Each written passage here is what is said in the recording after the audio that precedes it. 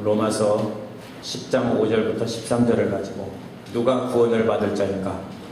라는 제목으로 함께 말씀을 나누고자 합니다. 지난주의 말씀을 보면 유대인들은 경기 규칙을 자기들이 정하고 자기들이 뛰는 운동선수와 같다고 했습니다. 하지만 하나님께서 경기 규칙이 완전히 바뀌었다라고 선포하고 있는데도 저들은 따르지 않았다라고 했습니다. 무조건 열심히 달리는 사람들에게 상 주시지 않는다고 했습니다. 하나님의 규칙을 듣고 따르는 사람들에게 상 주신다 하셨습니다. 그런데도 계속해서 자기들의 의를 세우고 하나님의 의에는 복종하지 않았습니다. 하지만 저들이 세운 의를 이룰 수 있는 사람은 아무도 없었습니다. 오직 예수 그리스도만이 하나님께 복종하셔서 율법의 끝마침이 되신 것입니다. 하나님께서는 하나님의 뜻에 복종하는 자들을 구원하시기로 작정하셨습니다. 하나님의 뜻은 그분을 믿고 주로 고백하는 것입니다. 이는 자신의 의에 복종하지 않고 하나님의 뜻에 복종하는 자를 구원하신다 하신 것입니다. 오늘 말씀은 첫째로는 멀리 있는 구원을 말하고 있습니다. 율법을 완성하는 길은 너무나 멀고 아무도 이룰 수 없다는 것이고요. 둘째는 가까이에 있는 구원을 말하고 있습니다. 구원은 가까이 있는 것이 아니라 예수 그리스도를 마음으로 믿고 입으로 고백하면 얻을 수 있다는 것입니다. 세 번째로는 그렇게 믿음으로 구원을 얻는 5가지 이유를 설명하고 있습니다. 첫 번째로는 멀리 있는 구원의 길입니다.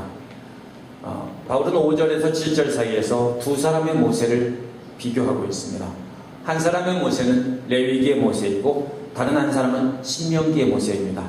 레위기의 모세의 나이는 정확히 알 수는 없지만 신명기의 모세의 나이는 정확히 알 수 있습니다. 31장 1절에 보면 모세의 나이가 120세라고 했습니다.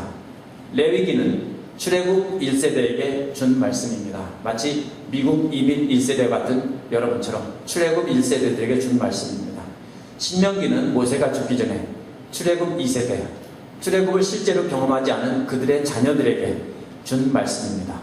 저들이 가나안 땅에 들어가기 전에 저들에게 마지막으로 부탁한 말이 바로 신명기의 모세의 말입니다. 먼저 5절은 레위기 18장 5절에서 모세가 기록한 말입니다. 레위기의 모세는 율법을 말했습니다. 율법의 의의를 기록했습니다. 율법을 주면서 그 율법을 행한 사람은 산다라고 말한 것입니다. 그 율법을 지키라는 말은 하나님의 뜻에 순종하라는 것이었습니다. 하지만 이스라엘 백성들은 광야를 지나면서 하나님의 뜻에 순종하지 않았습니다. 가나안 땅에 들어와서도 그들은 하나님의 뜻에 순종하지 않았습니다. 바벨론 포로로 잡혀간 뒤에도 회개하고 하나님께로 돌아서기는커녕 랍비를 통해서 전승을 만들어내서 수많은 전승을 만들어내서 그것을 지키도록 강요했습니다. 결국 그들이 세운 규칙을 다 지켜서 의롭다함을 얻을 수 있는 사람은 아무도 없었습니다. 누가복음 10장 25절에서 37절에 보면 한 율법교사가 예수님께 영생을 얻는 길을 질문했습니다. 그 율법교사는 모든 율법을 다 지켰지만 그 율법에 담긴 하나님의 뜻에 순종하지 못했습니다. 그런 그에게 예수님께서는 사마리아인의 비유를 말씀하시면서 너도 그같이 하라, 이같이 하라 했습니다. 예수님 당시에 또 바울 당시에 유대인들은 모두 레위기에 나와 있는 율법을 행함으로 구원을 받는 것에만 집중을 했습니다. 하지만 세월이 흐르면서 하나님의 뜻에 순종하지 않고 율법의 형식에 집착하는 유대인들을 보고 신명기의 모세는 한마디를 덧붙인 것입니다. 구원을 얻는 것은 당신들의 입에 있고 마음에 있다라고 합니다. 이는 하나님의 뜻에 순종하라는 뜻입니다. 모세는 레위기에서 한 말을 번복한 것이 아닙니다. 잘못된 생각을 고쳐주기 위해서 추가한 말입니다. 바울도 신명기의 모세와 같은 마음으로 율법의 형식에서 떠나 믿음으로 의를 얻어야 한다라고 말하고 있는 것입니다. 신명기의 모세는 율법의 완성은 하늘 끝에 있는 것도 아니고 땅속 깊은 곳에 있는 것도 아니라는 것입니다. 그러므로 누가 하늘까지 올라갈 것이냐 라고 말하지 말라는 것입니다. 그것은 그리스도를 끌어내리는 것이다. 율법을 완성하려면 하늘 끝까지 올라가는 것처럼 불가능한 것이 아니라는 것입니다. 우리가 하나님의 뜻을 알려면 하늘 끝까지 올라갔다가 내려온 사람이 있어야 한다라고 저들은 생각하고 있었습니다. 율법의 모든 것을 완성하기 위해서는 끊임없이 노력해서 지켜야 된다. 그것은 하늘 끝까지 올라가는 만큼 노력해야 된다. 이런 말입니다. 저들은 하나님의 뜻을 가지고 내려와서 자신들에게 알려줄 메시아인 그리스도를 기다렸습니다. 예수 그리스도를 말하는 것이 아니라 자기들이 기다리는 그리스도입니다. 하지만 그리스도는 이미 오셨다가 다시 하늘 보좌에 오르셨습니다.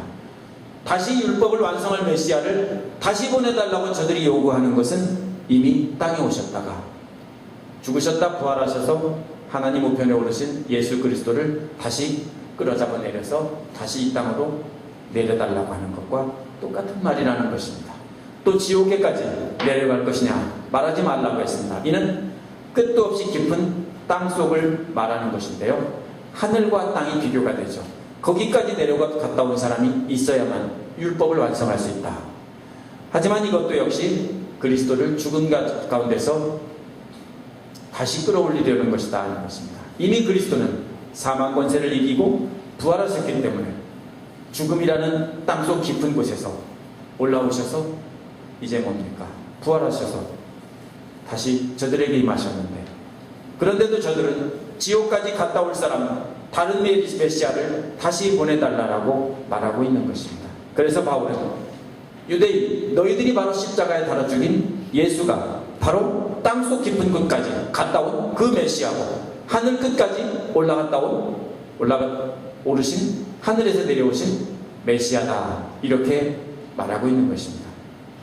신명기의 모세는 하늘 끝과 땅 끝을 갈 사람을 찾지 말라고 했습니다. 이것은 하나님의 뜻은 우리에게서 그렇게 멀리 떨어져 있는 것이 아니라는 것이 신명기의 모세의 포인트입니다.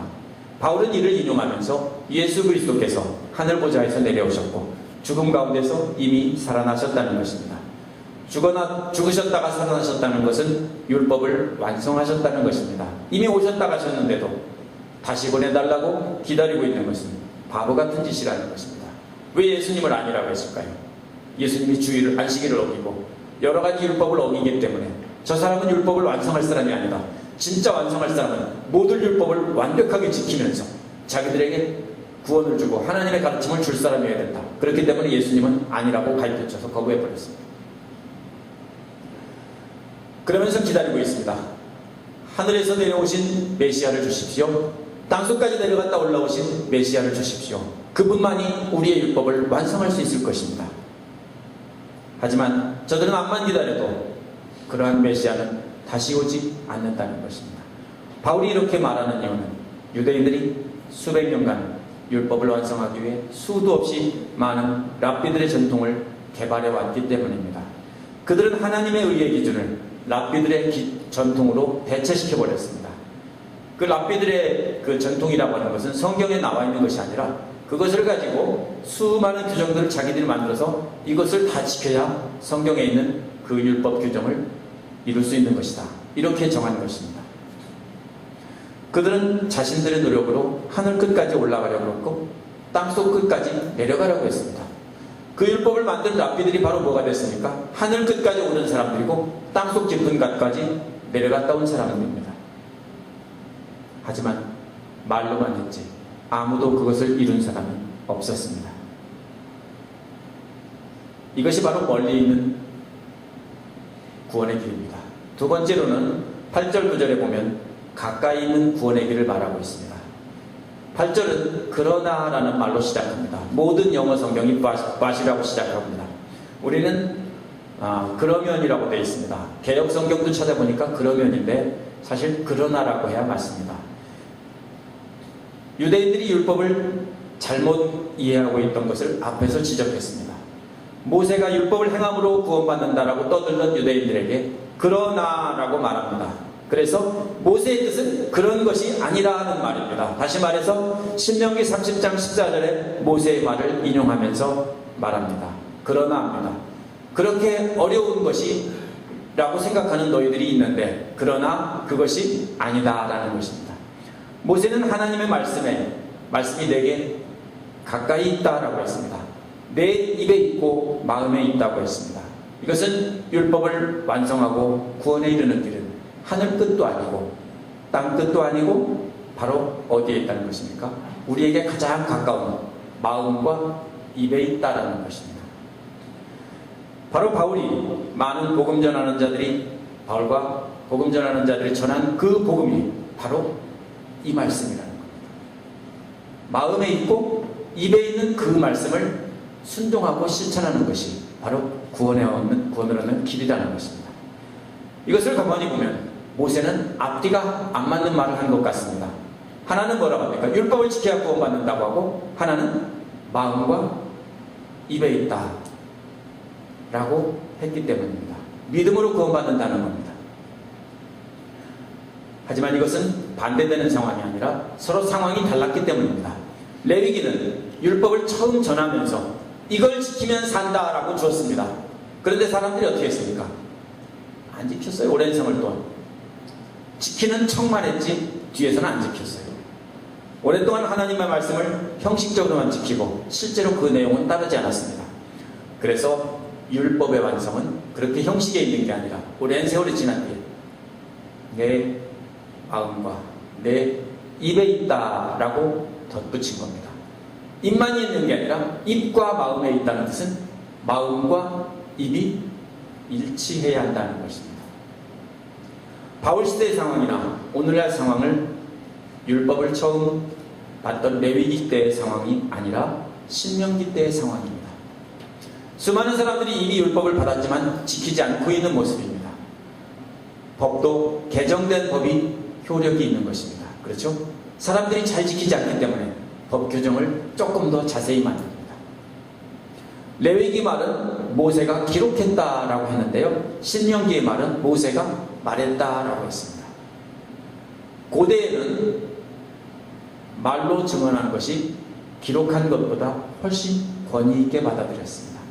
처음에 준 것은 모세가 기록해서 줬지만 나중에 신명기의 말은 모세가 사람들을 모여놓고 어떻게 했습니까?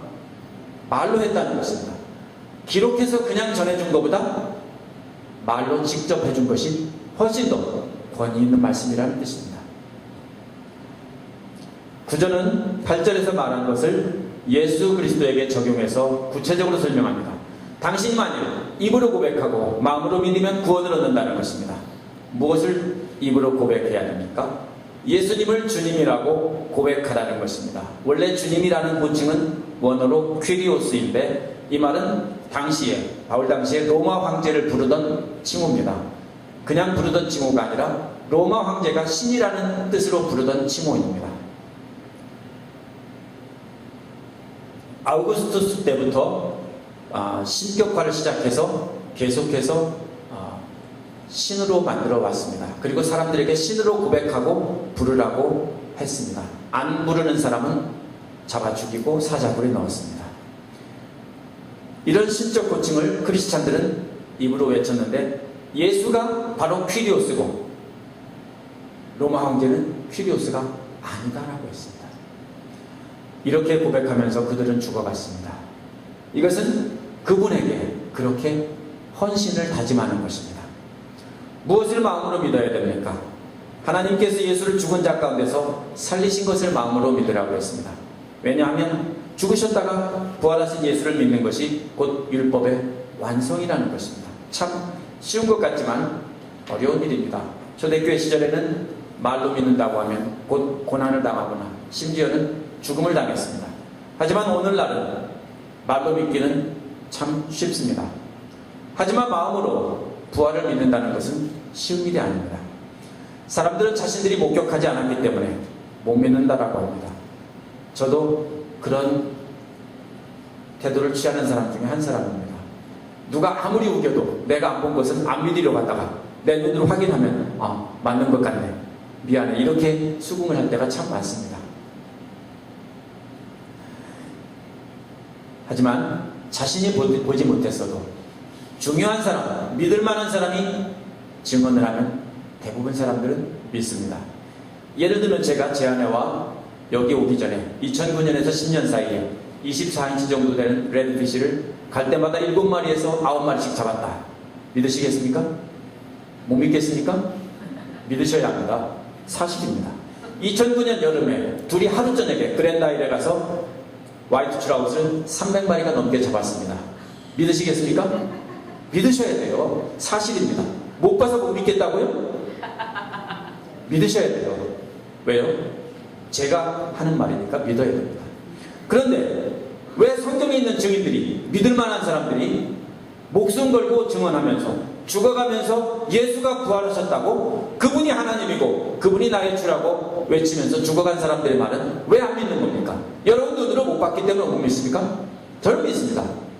제 눈으로 못 봤지만 그것만큼은 믿습니다. 왜냐하면요, 수많은 사람들이 죽어가면서 예수가 그리스도고 나의 주시고 그분이 하나님의 아들이시고 부활하셨다가 하늘 우편에 오른 분이라고 모두가 고백을 했습니다. 똑같은 말로 고백하다가 다 죽어갔습니다. 그분들이 그렇게 증언했기 때문에 저는 믿는다는 겁니다. 꼭 봐야만 믿습니까? 보지 못해도 분명한 증언이 있으면 믿는 법입니다. 이것이 바로 마음으로 믿는 것입니다.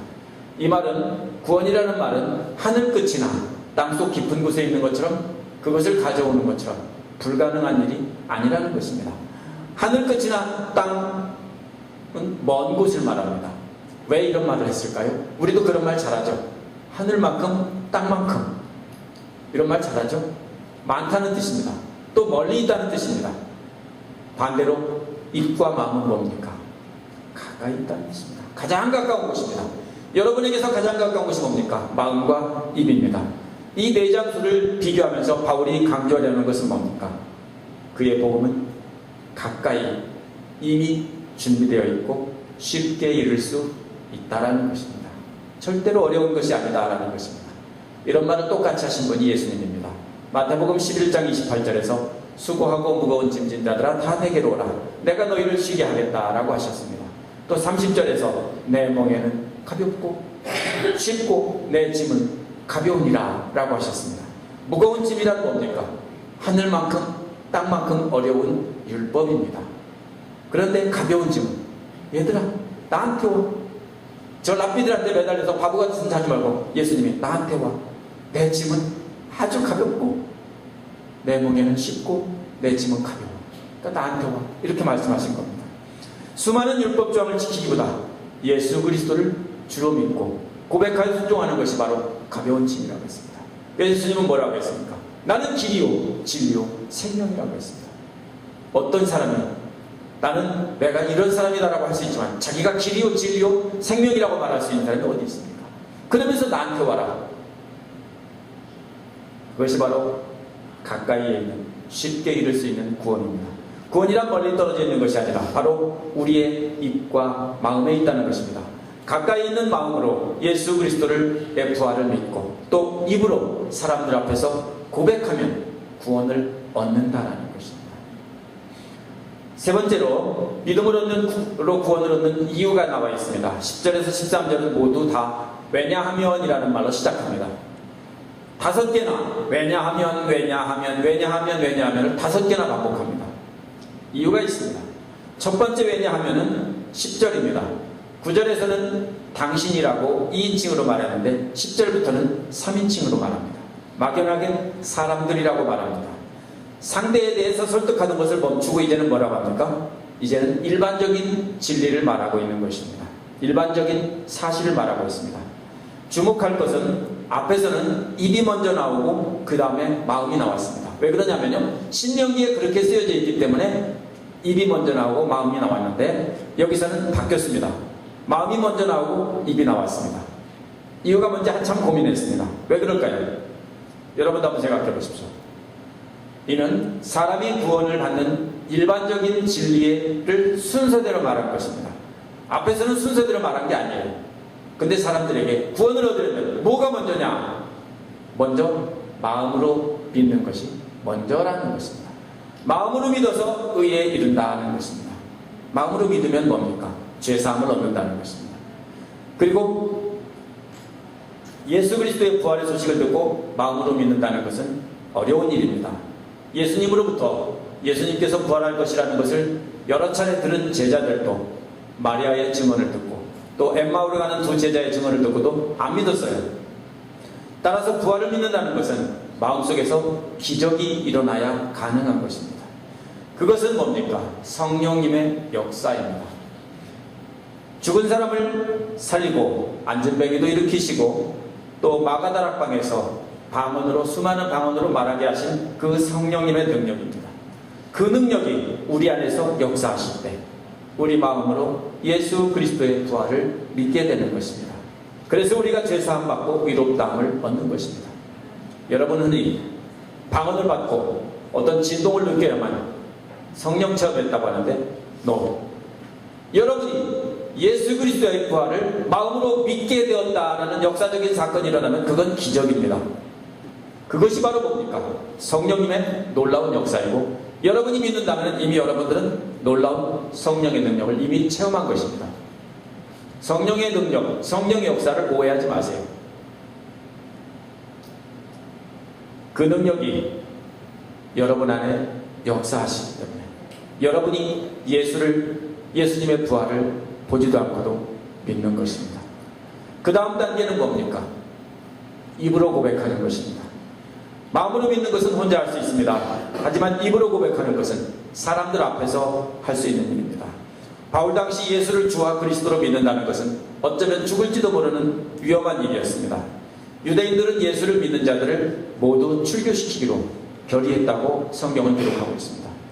그래서 마음으로만 믿기만 하고 사람들 앞에서는 고백을 못했던 사람이 있습니다.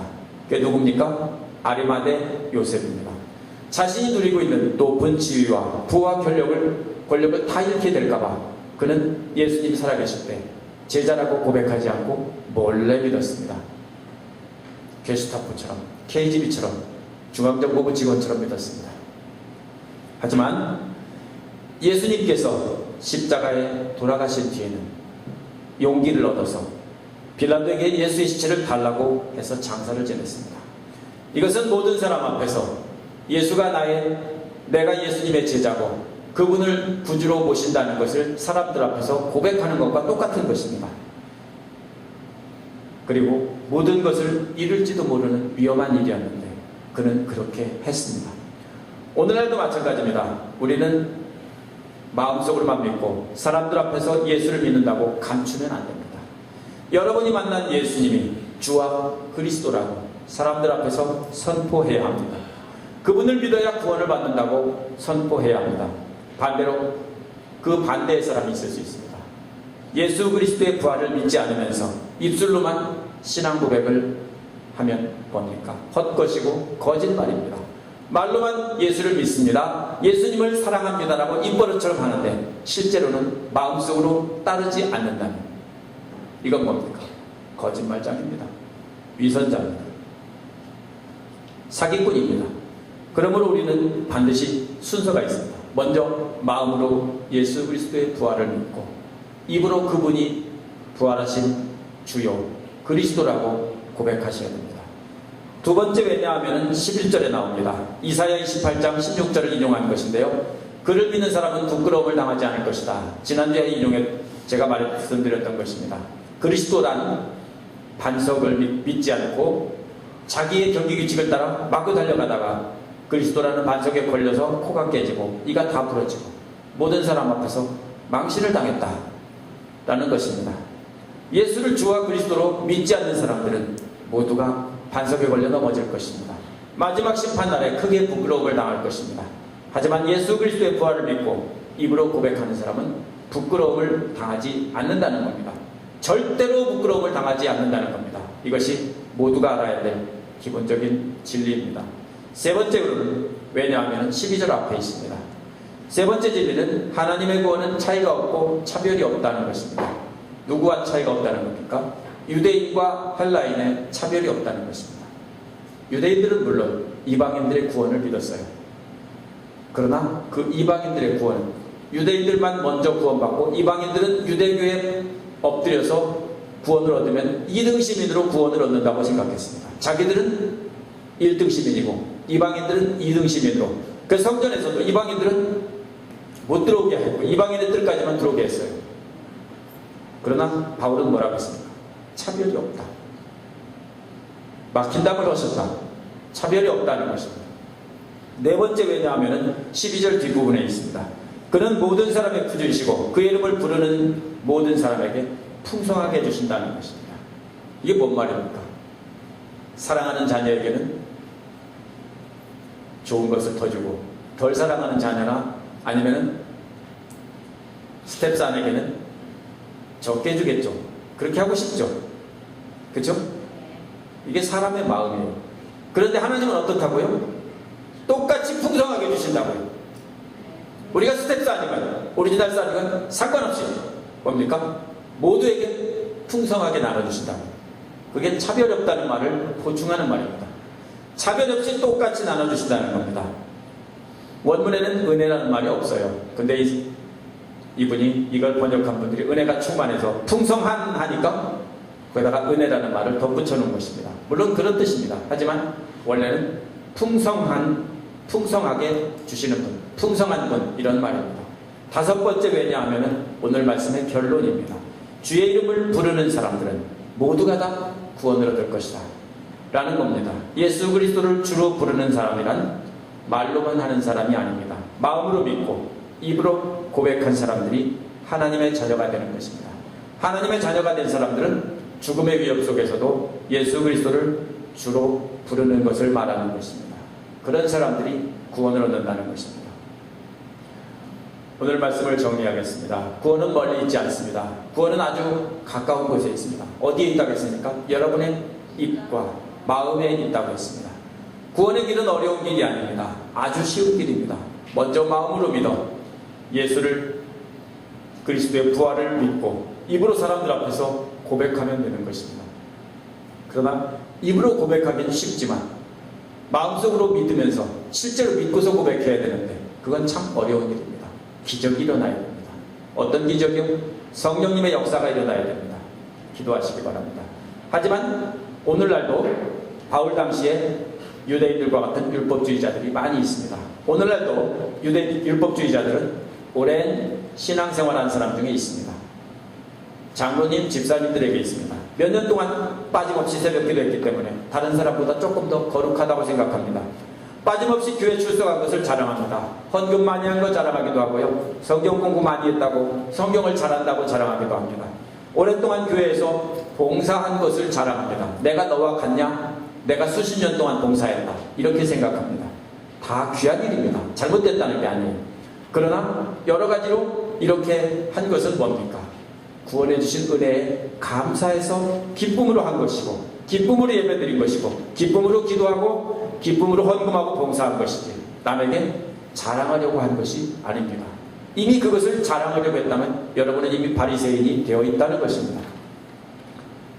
남에게 자랑하지 마십시오. 이러한 공로로 구원받는다고 생각하고 다른 사람들을 약간 아래로 본다면 역시 바울시대 율법주의자입니다. 우리가 가져야 될 것은 사랑입니다.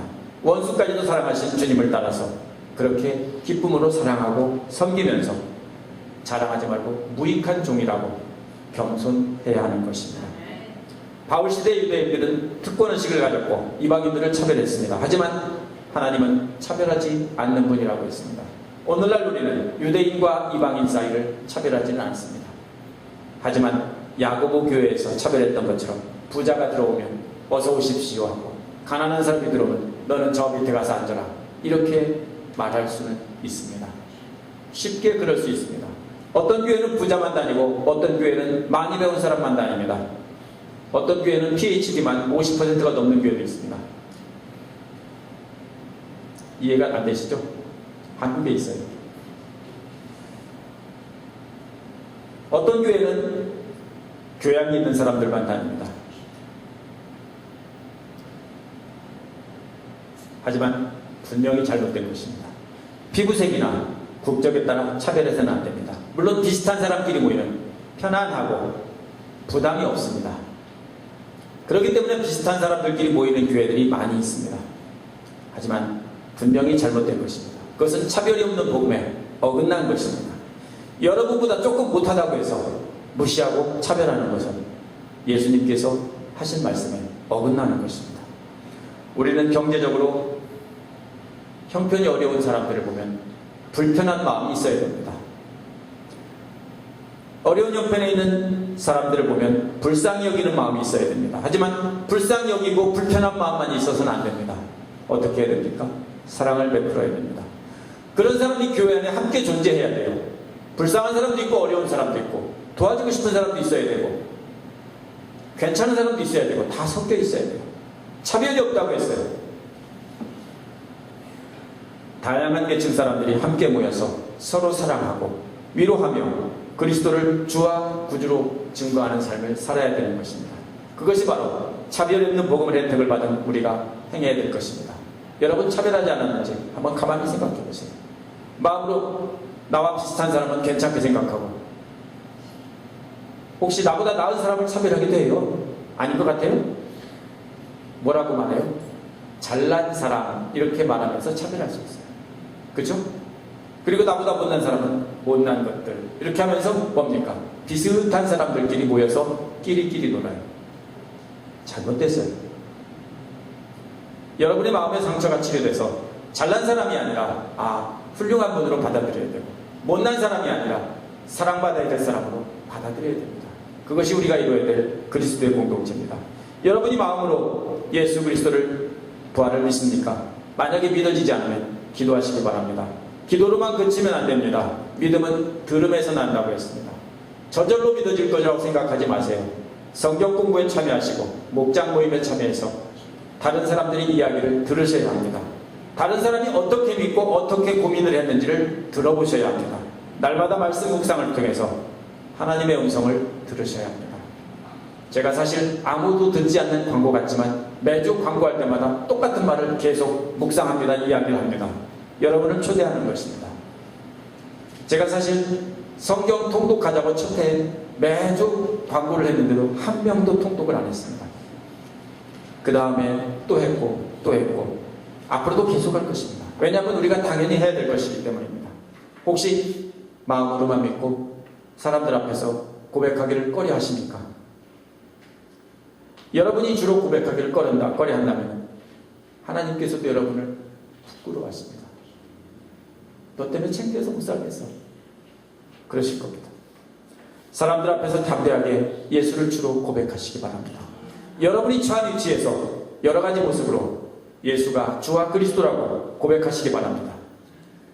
우리 찬송가에 보면 가장 많은 이름이 나온 사람 파니 제이 크로스비입니다. 맨하탄 슬럼가에 살았습니다. 거기서 구제 활동을 하면서 예수 그리스도를 증거하면서 찬송시를 많이 지었습니다. 그녀는 아름다운 찬송시로 예수 그리스도를 주로 고백했습니다. 인간적으로 보면 감사할 조건보다는 불평할 조건이 훨씬 많았습니다. 그녀는 아주 어린 아기 때부터 눈이 멀은 장님이었습니다. 그런데도 평생 예수가 주고 그리스도라고 그렇게 고백하는 찬송을 많이 지었습니다. 그녀의 찬송의 멜로디는 찬송은 무디와 생키를 통해서 널리 알려지게 되었습니다.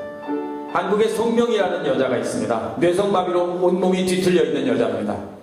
똑바로 보고 싶어요 주님. 견눈질하기 싫어요. 이 말이 무슨 말인지 압니까? 몸이 뒤틀려가지고서 똑바로 보고 싶은데 이렇게 본다는 겁니다. 근데 똑바로 보고 싶다는 겁니다. 견눈질하기 싫다는 겁니다. 나를 왜 이렇게 초라하게 만들었냐 이겁니다. 그렇지만 그 찬송의 끝은 뭡니까? 초라한 모습이지만 주님을 증거하는 미랄로 썩게 해달라고 마칩니다. 이 몸, 초라한 이 몸은 하늘의 미랄로 주님을 위해서, 주님을 증거하기 위해서 썩게 해달라고 마칩니다. 이처럼 불평을 할 수밖에 없는 분들이 이처럼 예수를 위해서 미랄이 되고 썩게 해달라고 그분을 주로 고백하면서 헌신된 삶을 살았습니다. 그러면 온전한 몸을 가진 우리는 어떻게 고백해야 될까요? 고백하는 방법은 다릅니다. 여러분의 삶의 현장에서 여러 가지 모양으로 예수를 주로 고백해야 됩니다. 어떻게 예수를 고백할지 제가 숙제를 드리겠습니다. 한 주간 생각하면서 여러분의 직장에서, 여러분의 가정에서 어떻게 예수를 주로 고백할지 생각해 보시기 바랍니다. 기도하겠습니다.